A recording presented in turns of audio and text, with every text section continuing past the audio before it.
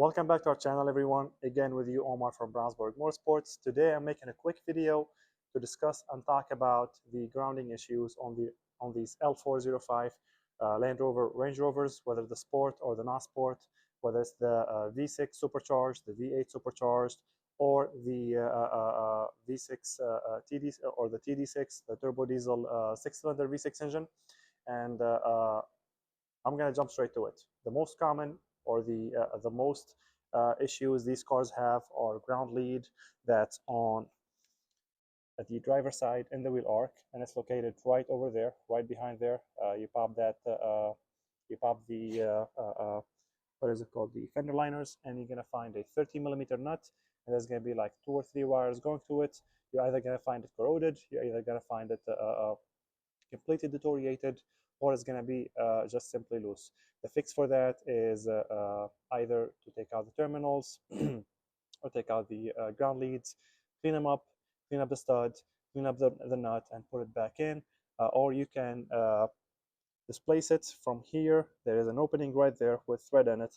Any 10mm bolt should fit right there, or if you can find a bolt that would fit there, you can move them right over there, and that will fix the issue.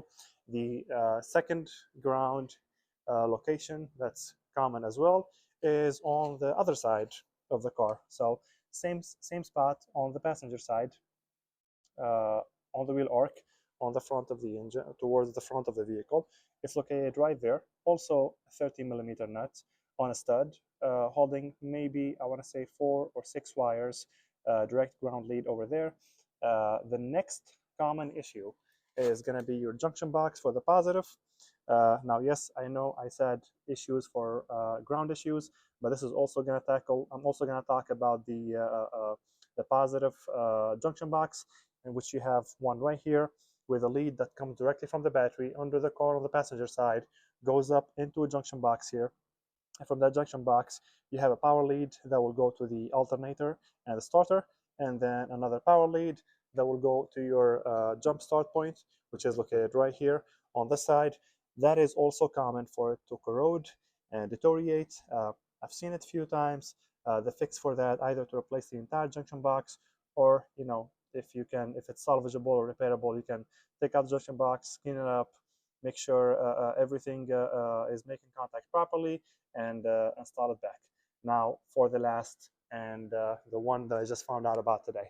All right, just to recuperate what I left off earlier, the most two common ground issues location are the one on the driver's side and the passenger side behind the wheel arc, a 30mm nut on both sides with like 4 or 6 cables going to it.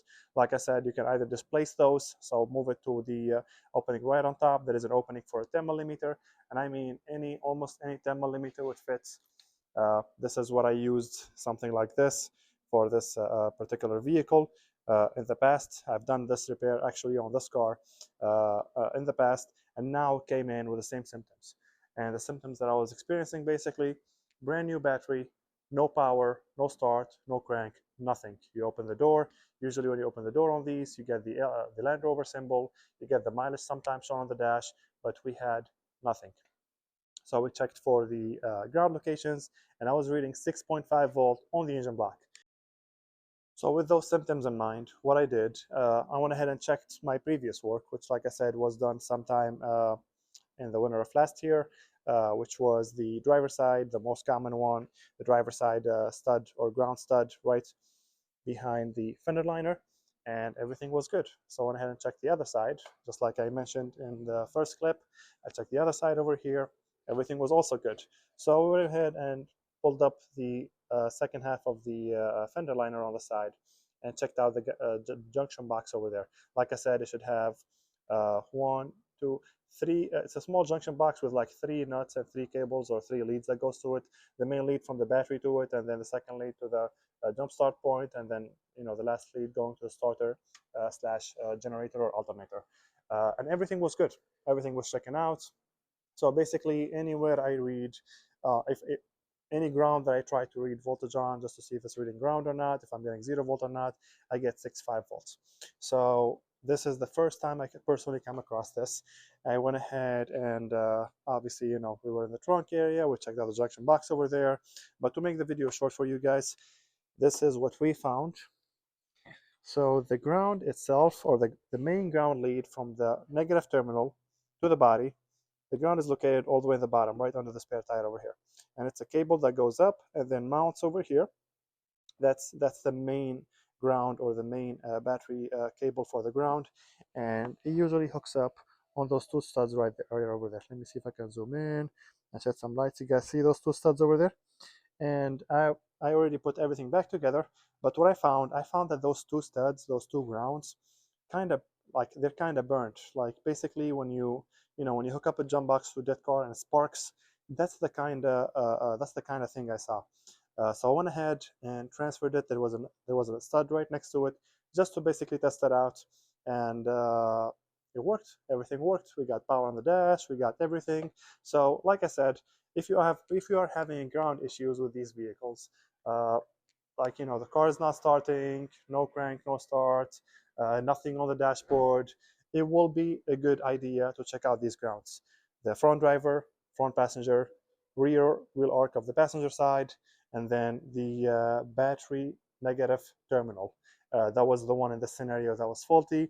Like I said, all I had to do, I placed it to the two nuts, or the two studs right over there. I was able to use the same 10 millimeter as well, and everything worked perfectly. And also another thing I actually noticed, I know these symptoms are going to be different from one car to the other, depend on how bad the connection is. In my scenario, the interior lights were flickering. So when I got the car, like I said, was dead. We had to jump it to get it in. And once we got in, we removed our jump box. We had the interior lights flickering, as well as the tail lights.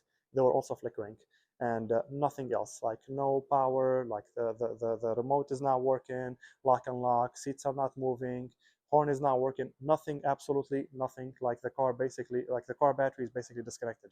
So again, it will be a good idea to check out to check out the ground terminal on the battery.